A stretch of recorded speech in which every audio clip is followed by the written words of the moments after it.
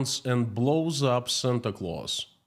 Prices keep skyrocketing, the officials keep lying, the utilities keep breaking, Stalin keeps resurrecting. But that's all Russia's new normal. What makes it different this week is the ecological catastrophe in the Black Sea after the oil spill that's being hushed by the Russian government. Howdy, friends. My name is Konstantin. Welcome to Inside Russia, where usual Russia is explained by the unusual Russian. Welcome to Fridays. I give you crazy news update straight out of the mad circus that Russia has become, unfortunately. But first things first, there's no such absurdity that cannot be realized in Russia these days. Please remember that. And the news, I call them crazy news from Russia. The news of Russia that matter and that you will not find in any mainstream media. I want to start Friday news with a fresh Putin joke, usually. But lately, Putin himself says things that make me laugh. For example, this past week, Vladimir Putin has set a new goal for the Russian government. He said by the end of 2030, the capitalization of the domestic Russian stock market should grow twice as large. You setting a goal like that is a nice joke. Thank you, Vladimir. You made me laugh. Now straight to the news. And let me start with the good news. I reported of a piece of madness last week. Well, 7 days ago, on Friday, I reported that Russia officially allowed polygamy, religious polygamy. The chief Muslim priest of Moscow, called Mufti, issued an official Muslim church document called Fatwa that allowed Russian Muslims to have up to 4 wives. The news made big waves in Russia, especially among so-called patriots in the Russian church. They had many questions to the Muslim priest. To summarize their anger, they asked, "What the hell are we fighting for in Ukraine? We think we're fighting for so-called Russian world, and as it turns out, polygamy becomes a part of Russian world, according to the chief priest." So there was a storm in Russia about that polygamy fatwa. It wasn't taken lightly. Like I said before, polygamy is illegal in Russia. There is a federal law dedicated just to that, regulating marriage. And this past week, the actions after the fatwa was announced, the actions followed. On December 25th, Prosecutor General's office submitted an official warning to the spiritual administration of Muslims for the words about the permissibility of polygamy. Russian propaganda news agency TASS reported about that all over Russia, making sure that every single Russian heard about that, the prosecutors were going after the Muslims. And the spiritual administration of Muslims heard the message loud and clear. The next day, the chief priest publicly withdrew the fatwa allowing religious polygamy. No polygamy anymore. A week later, after he allowed religious polygamy, and he took it back, just like that. He is true master of his word. He gave the word, he took it back. So very Russian of him. Anyway, polygamy in Russia is illegal. Again. And what about those church-abiding Muslims who were quick enough to wed multiple wives while they had this window of opportunity of a few days? Well, the church allowed it. After all, they were church-abiding folks. Well, that, my friends, is none of church's business. What's going to happen to them now? They're basically committed a crime. something illegal. They thought it was legal according to fatwa, but fatwa is no more. Anyway, the good priest, Alayuddinov, the guy who announced the fatwa and then took it back, he is busy this season, holiday season. Yesterday, he dropped another Muslim bomb on Russian society. Ildar Alayuddinov called Santa Claus a fictional character who possesses no magical powers. No powers at all. This is reported by RIA Novosti today. Again. Yeah, this guy right here. Talked about him last week. I quote, Santa Claus and his helper Snegurочка are fictional characters. So Muslim believers associate them with cartoon characters, nothing more. They have no miraculous power. I unquote. You know, from the words of the chief Muslim priest, Muslims of Russia did take Santa Claus seriously, and they thought he's a, real character with real powers. But then they heard the good priest, and then they said, okay, no powers. So according to him, the Muslims shouldn't take Santa Claus seriously in Russia. I sure am glad I live in Uzbekistan. It is a Muslim country, but Santa Claus is welcomed here. Santa Claus is respected here. That was what I filmed a few hours ago today on Friday. In the middle of Tashkent, there was a Santa Claus parade party. That's filmed by me out of the cab.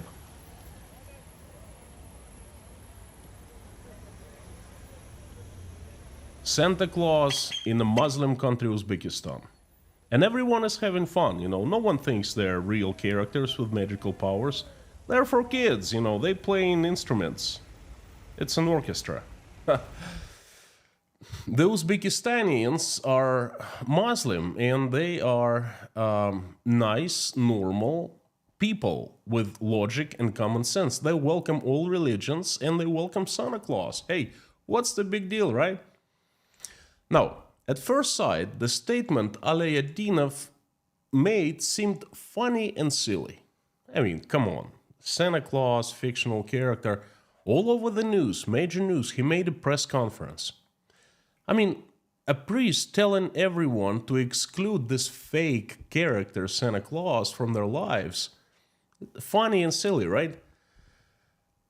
It seems like this fellow has, better things to do, right? Other than talking stuff about Santa Claus. But this doesn't seem that funny or silly if you start digging deeper. In my opinion, Alayuddinov's statements weren't aimed at regular people of Russia. They weren't aimed at regular Muslims. Instead, it was a message to Russian authorities and Russian church. Even more, it seemed like a spit in the face of Russian church. The message goes something like this: I stomp on your values. Santa Claus is a saint. It's, modeled after Saint Nicholas. After all, he's respected by the Russian church and accepted as a saint. What Russians are seeing, what we are seeing, is just a facade. There's a power fight going on right now between Ildar Alayuddinov, to be precise, between the forces he represents. He is the facade of those forces, and Russian church and perhaps some Russian power clans.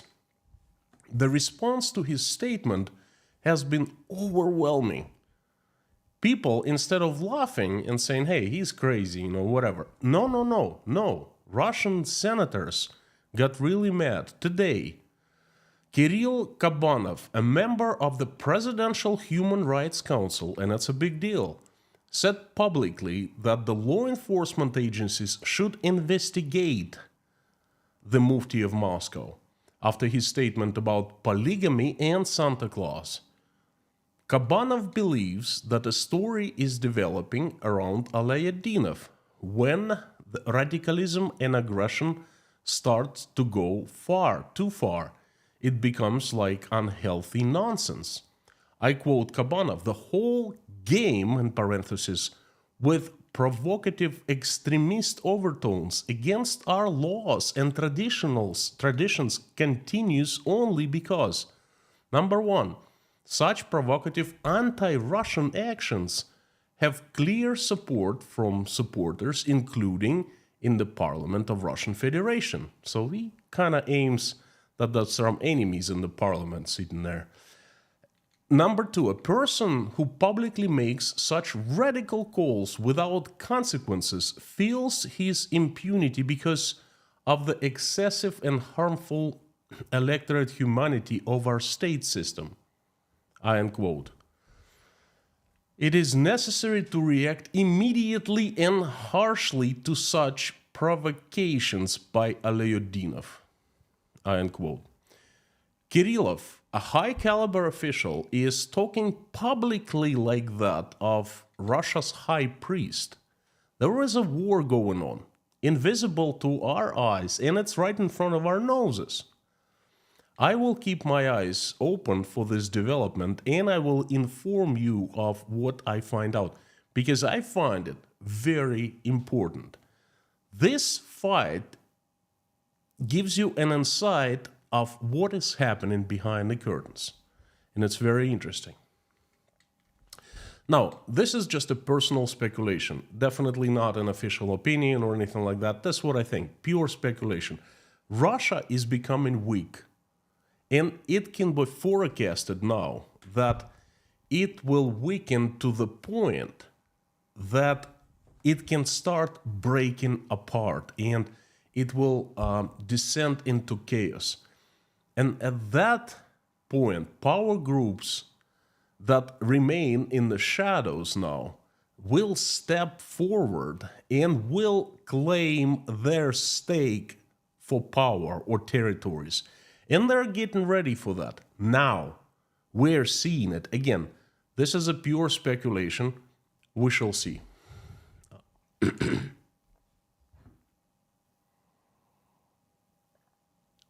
Another news is also about Santa Claus. A Christmas video started circulating in Russia, all over Russian media today. Plenty of Telegram channels, private group, public groups, and so forth. I want you to see this Russian Christmas video.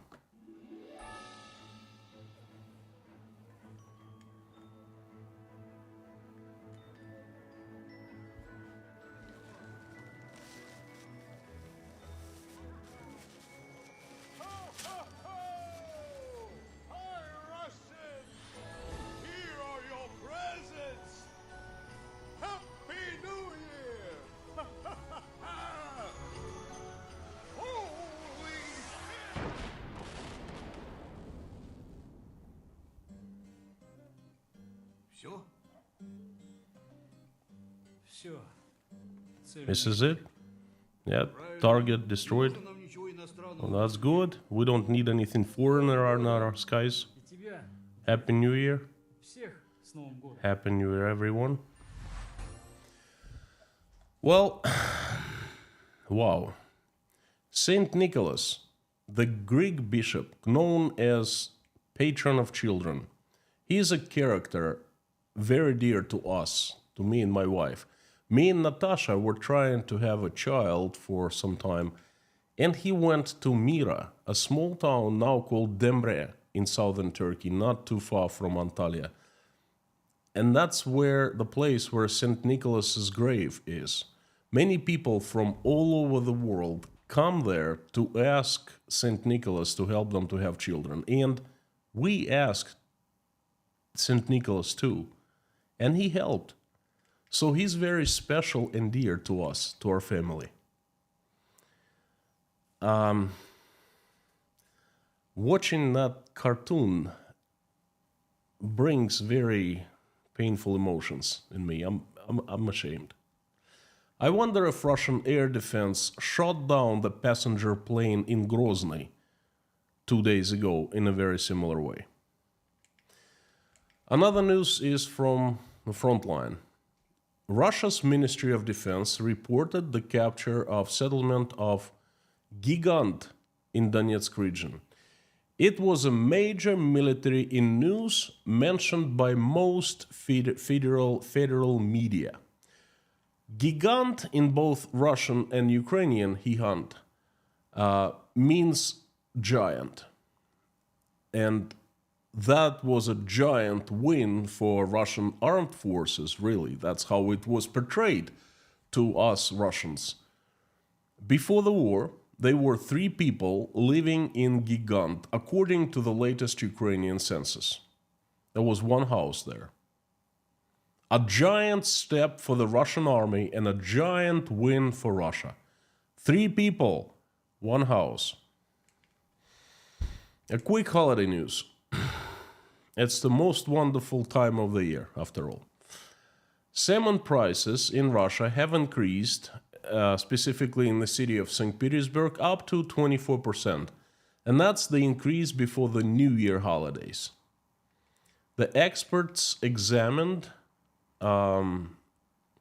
they conducted a study examining 720,000 receipts issued to salmon buyers in St. Petersburg from October to December of this year. 18% is the average increase for all kinds of salmon. And Russians love salmon, and they have different kinds. Cheaper ones, more expensive ones, so forth. So on average, 18% increase. Moving on to the utilities. Oh, I'm watching utilities very closely. I forecasted early in the year the utilities all over Russia collapsing. My forecasts have become true, but it was fairly easy. I'm completely honest with you. You don't have to be a rocket scientist to understand that Russia's infrastructure is failing. It's actually falling apart. It's understaffed and underfinanced. And what is the result of that? Breakdowns. This year, one of the breakdown champions is Rostov-on-Don, the city where I was born and grew up. Something breaks there every single day. And this time it's 2 heating supply systems pipelines. They broke down at the same time. Check this out. This is steam. You see it all over the place. And this is the picture of utility workers trying to fix it. Well, one break was at Zabaikalsky Lane and another one at Koroleva Street. I know that name, Koroleva Street, because that's where I grew up. That's where my childhood, that's where I spent my childhood.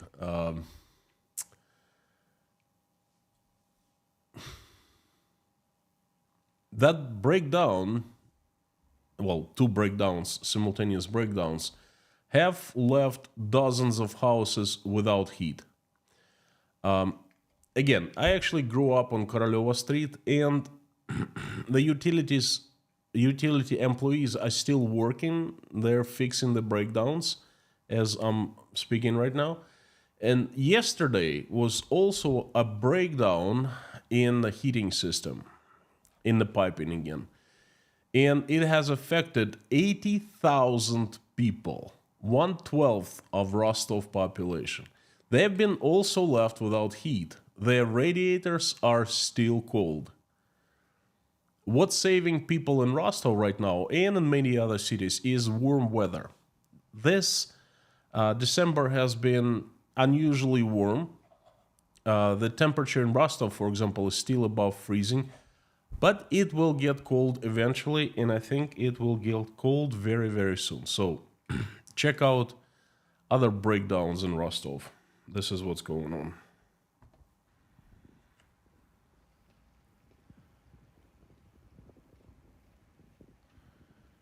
If the weather was below freezing, it'd be a different story. This is sewage, by the way. And that's people's houses right in the middle of the city.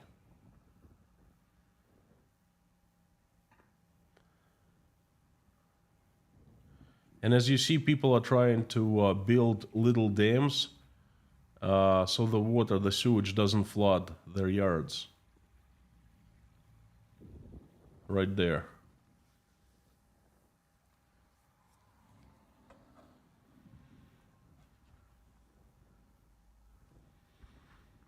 This is so familiar to me. I literally grew up with this stuff.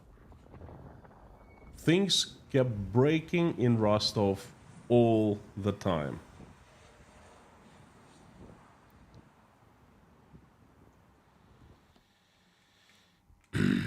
Novosibirsk is another city, another champion of the breakdowns.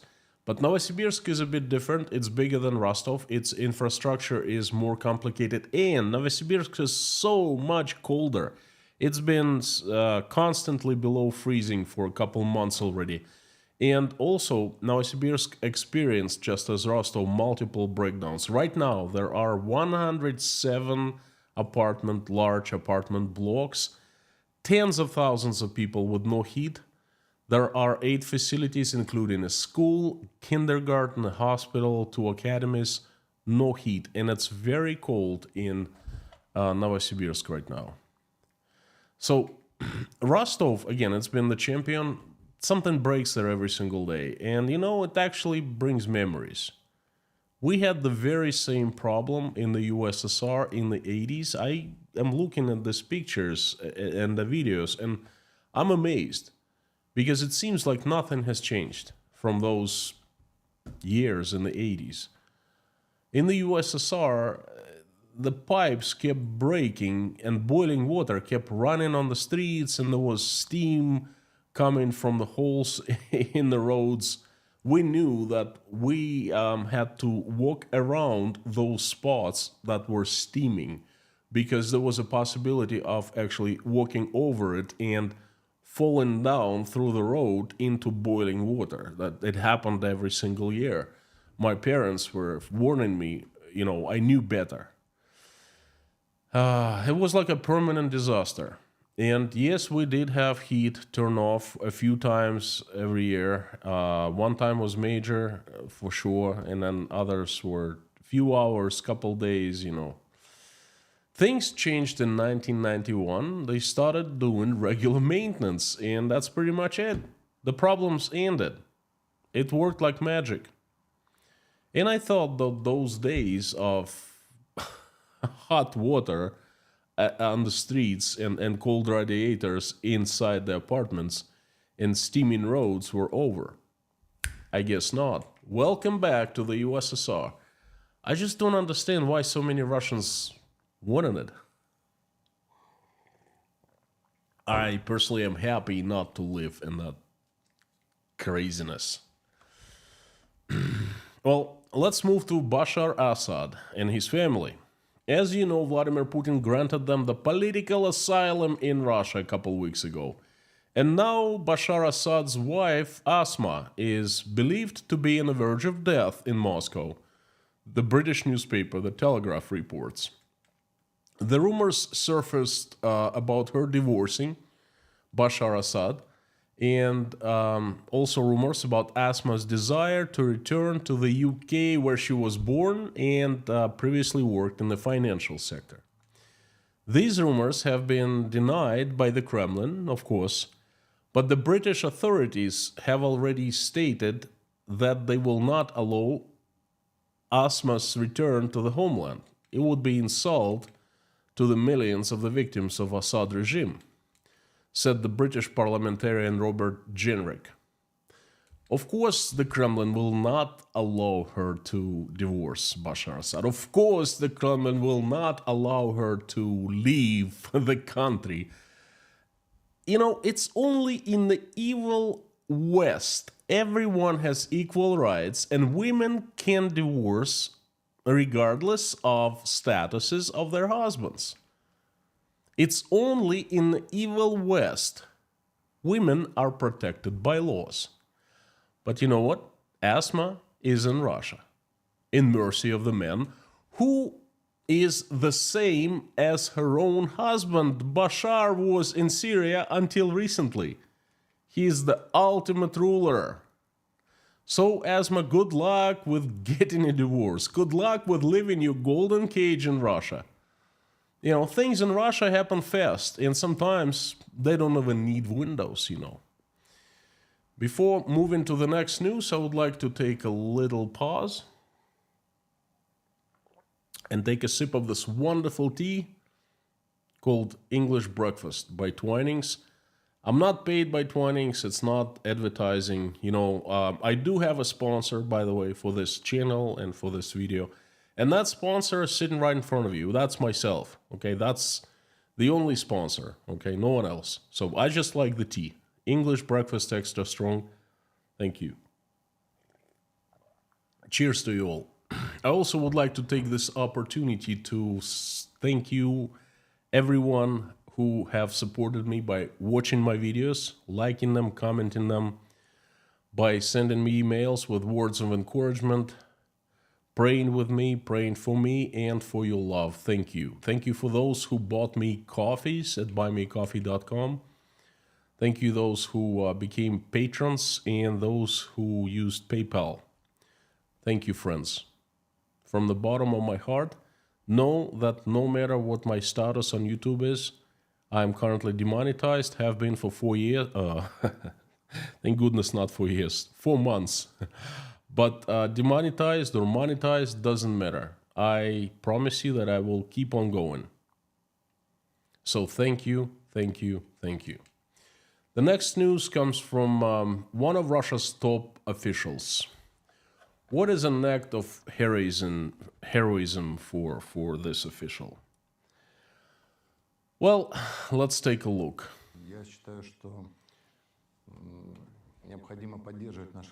I think it's necessary to support our athletes who, even if they are not under the flag of Russia, will understand that there are athletes.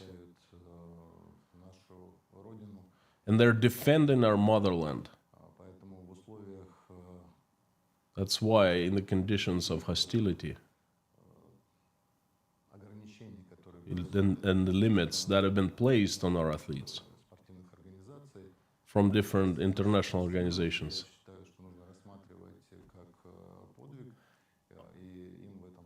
I think that we should consider that an act of heroism and help them. You see, to Russian officials, act of heroism is when you're ready to die for your country, for its anthem and for the flag. You see, your country can do anything to you, betray you, chew you up and spit you out like it did to me, make you ashamed for its actions. Your country can take everything from you. Your country can tax you up to yin-yang, you know, take all your money. It can take all your rights. It can attack other countries without asking you, but on your money. But you must defend and die for its flag and anthem at the second it is required. Who is this fellow? Dmitry Nikolaevich Chernyshenko, the Deputy Prime Minister of Russia, one of the top officials, the Chief Curator of Science, Education and Youth Policy in the country. This fellow knows a thing or two about patriotism. His both daughters studied and graduated from the universities in London. The youngest daughter, a 21-year-old, recently graduated from Royal Holloway, University of London, with a degree in international management. And the eldest daughter studied at the Millfield School in the UK from the 2007 to 2009, then studied at King's College, London, and after that she spent 2 years at the Institute of Political Studies, Science, Po. The eldest never returned to Russia. Now she holds the position as a managing director in an international advertising company based in the UK, London.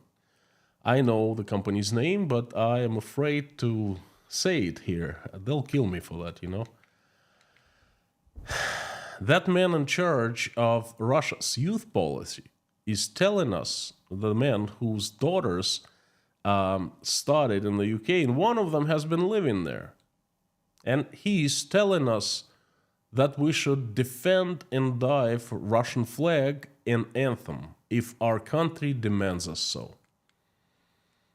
Friend, you haven't mistaken the countries by any chance, have you? Russia, not the UK, right? Now, what you just saw is hypocrisy of the highest level. By the way, there will be many more news like that. And if you want to keep up with the news breaking in Russia, the news are important, the news that matter, please consider becoming patron of Inside Russia, where I post 9 news a day. I carefully select them. I only select the news that are important to me, and I think that they matter. I put my commentaries, analysis, and post for patrons. 9 news a day, 54 news a week. So if you wanted to know things about Russia and to still stay on top of things Russia, but didn't know where to look, now you know. I'm gonna place a link down below after this live stream ends. Thank you. A small but important news from a Russian food store. Check this out. This is food supermarket Перекресток, a very popular food store. You know, tens of millions, if not hundreds of millions, shop there. Cucumbers have already risen in price to 740 rubles per kilogram. That is about $7.50.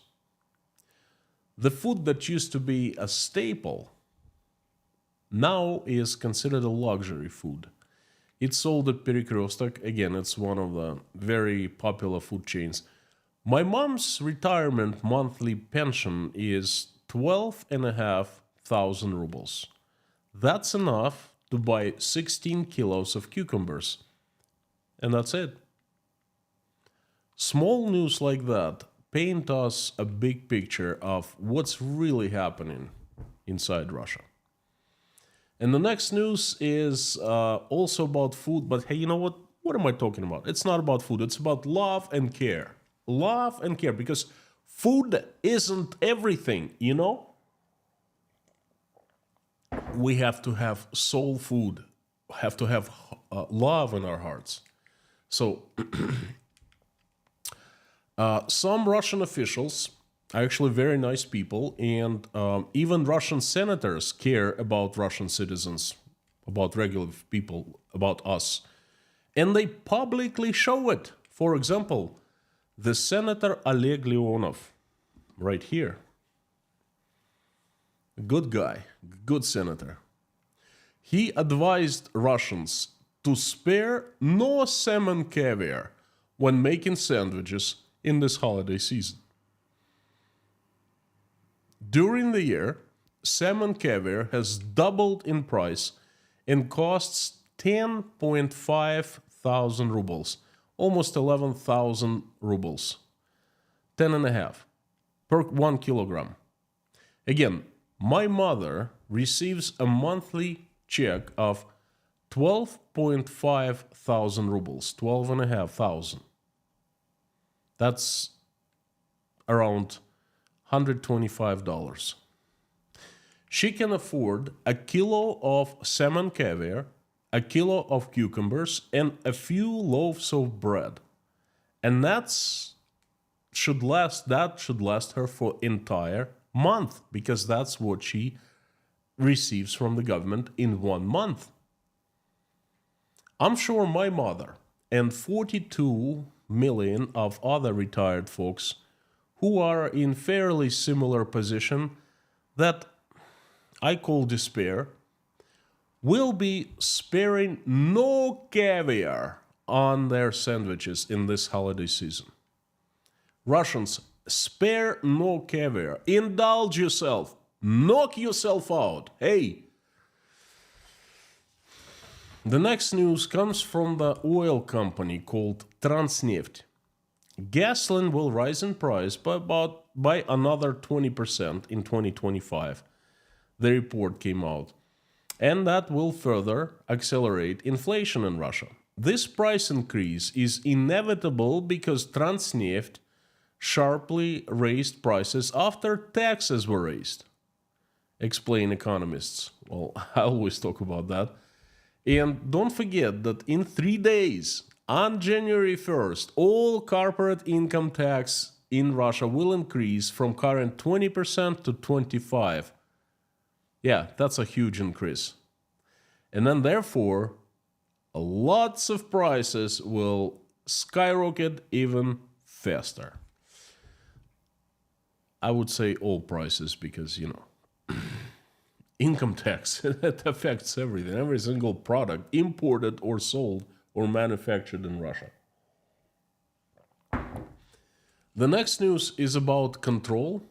Again, in Russia, it's always comes down to control in one way or another.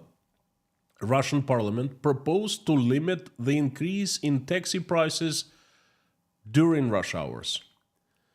The senators know better than taxi cab drivers, and they plan to allow fares to be raised by no more than 20% of the usual cost of a trip during peak hours. That is how they care about the customers. They don't really care about taxi cab drivers because, hey, just like I told you, the gas prices will increase. But hey, that doesn't matter. Okay, I'm sure it doesn't affect taxi cab drivers. That's their cars are run on oxygen in Russia, not on gasoline.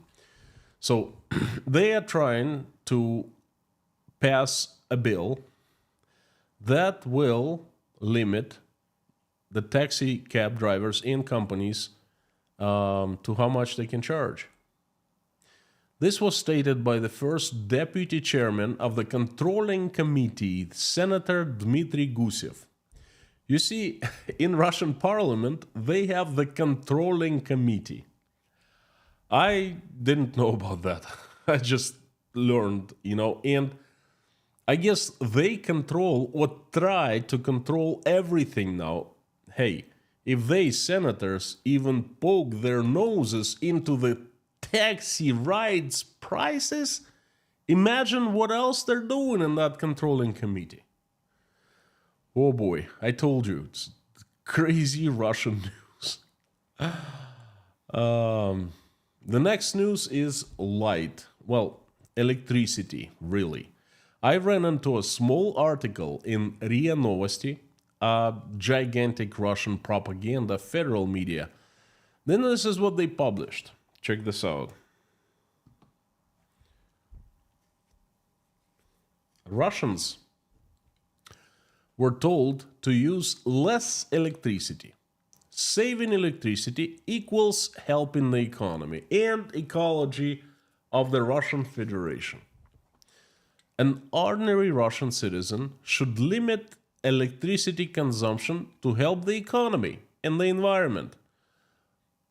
You see, it's the military-industrial complex that is destroying the economy and spoiling the environment. And the Russian people should help save it. It's called Russian balance. Yin-yang. And it's Russian logic for you, Hey, remember, they should die for the flag at first request. And that's much worse than limiting the electricity. The next news is horrendous. Oi.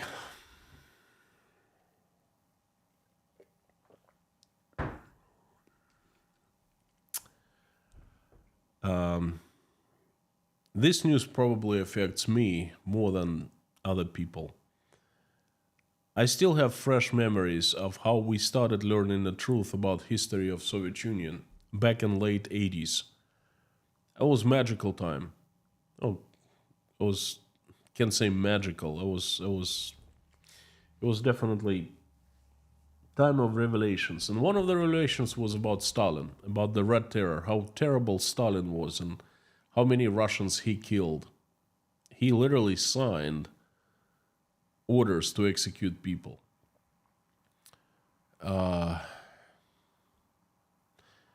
Stalin was considered the worst that Russia has ever had, the worst vampire. And it was, each one of us was ashamed that our country had such a black page in our history. Well, somehow, in a ways not completely known to me, the cult of Stalin is resurrected now. The next news comes from Vologda, where a monument to Joseph Stalin was unveiled on the territory of a museum house of Vologda exile, where Stalin actually lived during his exile in 1911 and 1912. They didn't give him prison term because he was a revolutionary, and the Tsar was very lenient to revolutionaries. So they were simply sent to exile in Vologda. On December 21st, the governor Georgy Filimonov announced in his Telegram channel that they unveiled a new monument to Joseph Stalin. The governor stated that the installation of the monument for Stalin is a step toward a sober, balanced attitude towards our past. They're bringing back the cult of Stalin. It's a mix of darkness and blood. That's what it is. Again, he was the worst vampire my country has ever seen. And it's seen many, many bad vampires. The murder of tens of millions of people on his hands. To unveil the monument to Stalin in Russia is the same as to unveil a monument to Adolf Hitler in Germany, next to Auschwitz, stating it's a step toward a sober, balanced past of Germany. I hope you understand my emotions. All right, folks, before I jump to the last news, and I always make the last news the title news, I would like to ask you a few things, a couple things. Don't stress, it's not much. I am asking you to, first of all, like this video right now, if you haven't done so. I've put lots of efforts. Please like it. Please comment after this live stream is over. And I'm asking you to comment two things, either one of these two things. First, please pick 3 news that you like the most and just write them down. It's going to help me to choose news better in the following live streams in the future, news updates, Friday news updates. Or if you don't like that, please drop me a few nice lines saying, hey, Konstantin, thank you so much for doing this. It's going to be very nice reading words like that. Trust me, they inspire me. So thank you so much. Drop me a few comments and like. You haven't subscribed yet? Then please subscribe. Now, the last news is about the oil spill in the Black Sea. The catastrophe happened a week ago, and I already talked about it briefly. I would like to dig a bit deeper today, but first let me remind you what happened.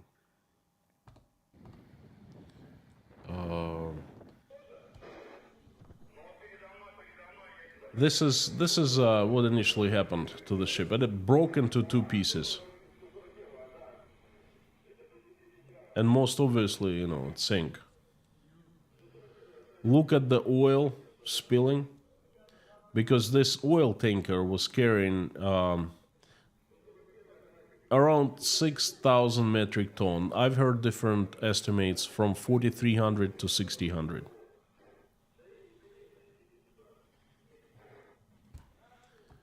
So, and this is what followed right after. In this video I showed in the last news report, but again, there was I quickly touched it. And that happened right after the catastrophe.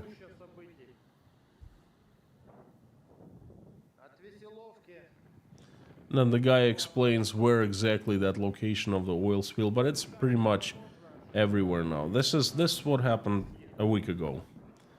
It's also a week ago.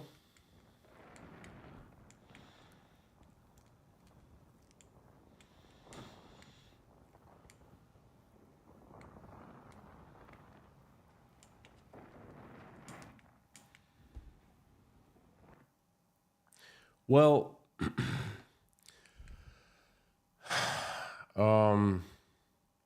why did it happen?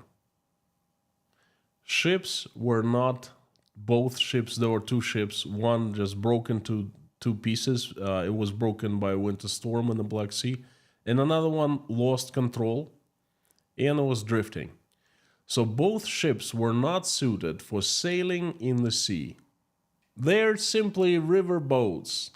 They were a part of Russia's shadow fleet that transports oil circumventing international sanctions. So, and around 6,000 metric tons of heating oil spilled into the sea. Now, 6,000 metric ton of oil. What should have followed is, in my opinion, entire Russia, led by its president, by its leader, entire Russia should have stood up and should have utilized all resources available. The emergency services, the army, the volunteers, local authorities, money, federal budget money, machinery from all over. I understand that's what you need to do in emergency like that, but that's a catastrophe. 6,000 ton of heating oil. Instead, nothing happened. Nothing. The news went silent. Of course, there were a couple mentionings. Oh, things happened. No responsible people were named. Absolutely. A week after, we don't know who is responsible, what company is responsible, who were the captains, who were people who owned these tankers, why the tankers were sailing in the sea when they're not supposed, they weren't designed and built to sail the seas, only rivers. Nothing. As if it's not important. It is hugely important for me, for us. They're acting as if nothing happened. Instead, this followed. Let me show you. Some volunteers came out and started, locals who live around, they started putting oil into plastic bags. But no one is there to pick up the plastic bags. And, the storm is simply taking the plastic bags filled with heating oil back to the sea. And most obviously, the plastic bags break and, oil goes back to the sea. Sisyphov trude. Take a good look at that. There are no emergency services. There are no government officials. Nothing. No army. Well, obviously, army is not even an army in Russia at this point.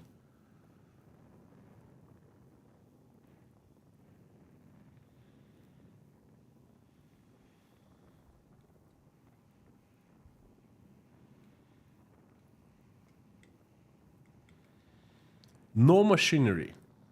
No help. The Ministry of Emergency Situations is nowhere to be found. Does it ever even exist in Russia? I don't know.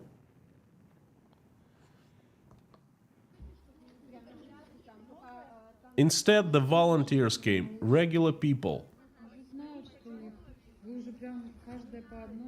They started to collect the birds covered in oil and try to wash them.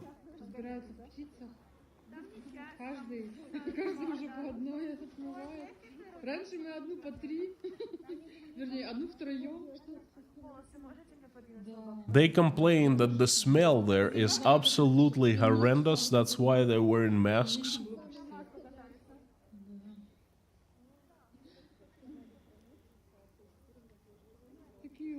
This is not the government officials. They're doing it for free. Volunteers, regular folks who live nearby. And this, what happens, friends?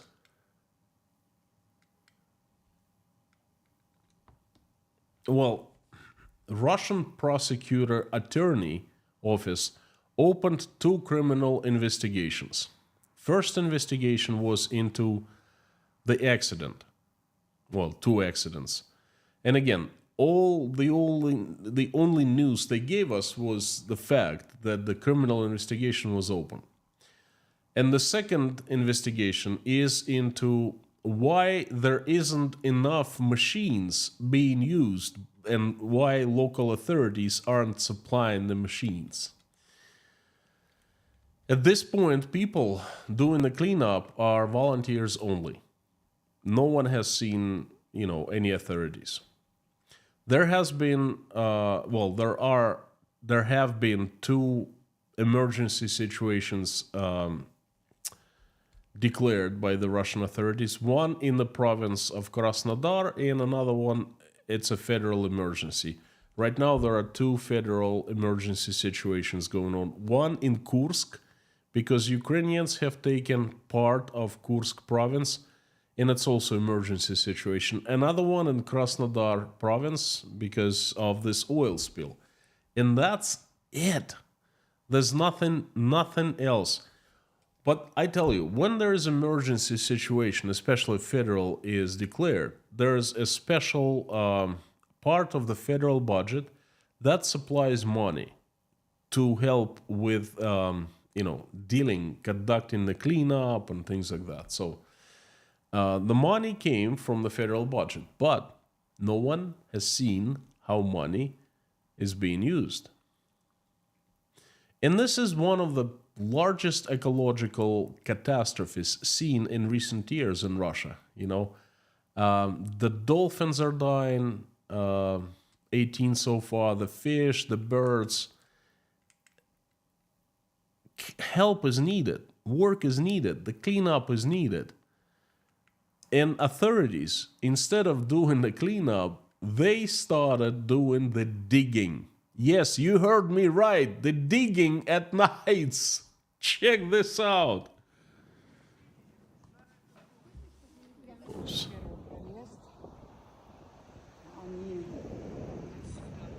So the lady's comment is telling that basically all the authorities do at daytime, they put the bags full of oil, heating oil, into one place, and at night they dig holes, place the bags into the holes, and put sand over it. So they basically bury these plastic bags full of oil on the beaches in the sand holes. And then this is the proof. They just push the sand over it. They don't even dig holes. They put a bulldozer and voila. And she's showing how they've done it. She says there are 40 witnesses. 40 witnesses.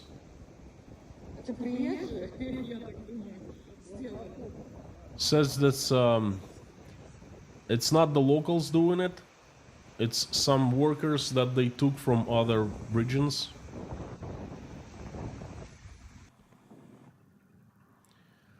And this is what happens at daytime. They take bags. I don't know what they're doing. Friends, check this out. They're just dumping them on the ground off the beaches.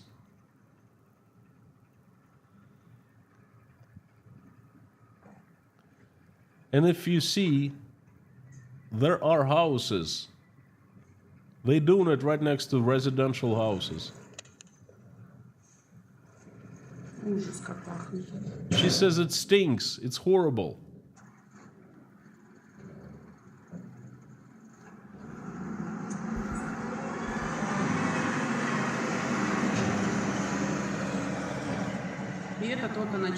She says this is just the beginning. Look at the houses right behind it. Вот это весь нефтепродукт, который к нам сейчас свозят в Хутор-Воскресенск. This is a village next to the beach, away from the beach, but very close. Says it stinks, incredible stink.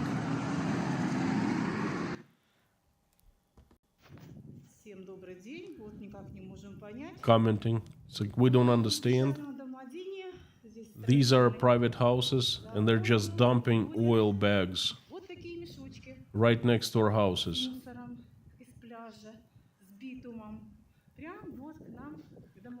So she's basically filming from her house. She has a beehive. She says first it rains the first time and it's all gonna wash it to us.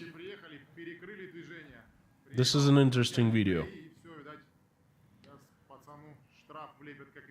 So there are truck after truck after truck hauling this, I don't know, not dirt, not trash, I don't know, hazardous material.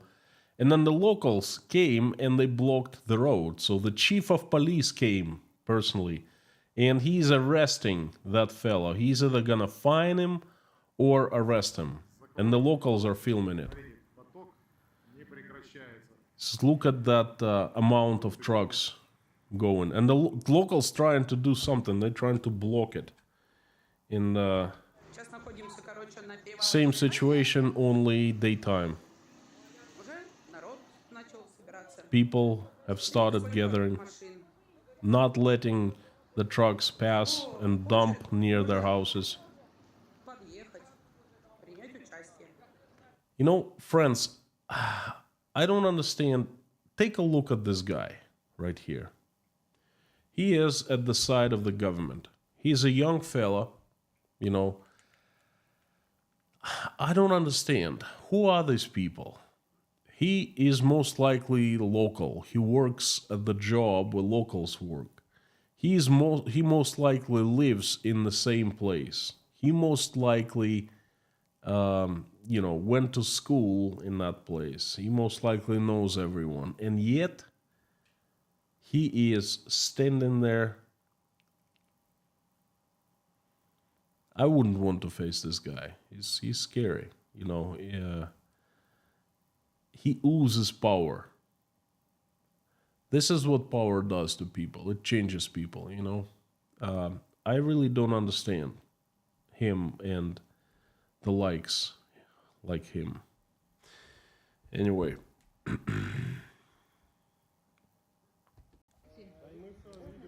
This is the final video I'd like to show you. People came to the beach on the 24th of December and started digging out the bags full of heating oil. They think it's a crime and they're digging these bags out and they're filming it, and these bags are all over the beach and they're saying, what are you doing? You know, this is our beach. Children will come in the summertime and they will lay there, and you know, this they're trying to gather evidence, they're filming, and they're going to be digging all over the beach. But the authorities put holes, dug holes, and dumped oil and covered it with sand. Yeah, he's showing that it's,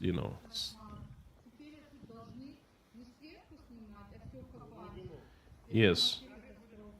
Now they're saying that they, instead of just taking the bags and utilizing them, from the surface, now they have to dig them out. And this is so much work, and this is a catastrophe. And then they have to clean up after what the government people came in and did.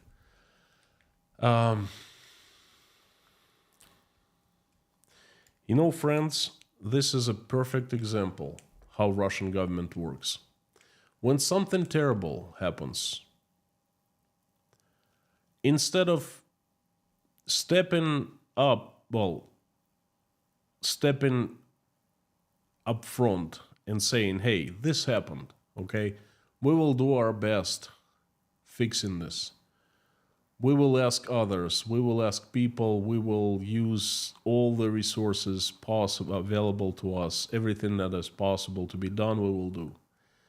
No, they don't do that. Somehow, I don't understand.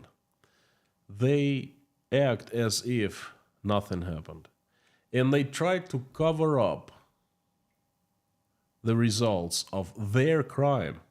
And they do that at night. And when local people who have done no wrong, who have not broken any laws, when they come and try to shed light of that shady business that Russian government is doing, those people get arrested, get beaten up, get fined.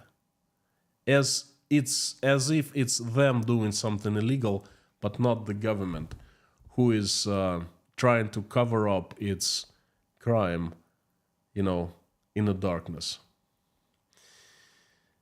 Something is telling me it is the first, but far from the last event in the series of the catastrophes. It's one of the phases of Russia's demise, and that's what I've been talking about for the past 2.5 years. Now I don't have to forecast any longer. I simply tell you and show you what happens in Russia every single week, unfortunately. I will see you soon. Carthago delenda est.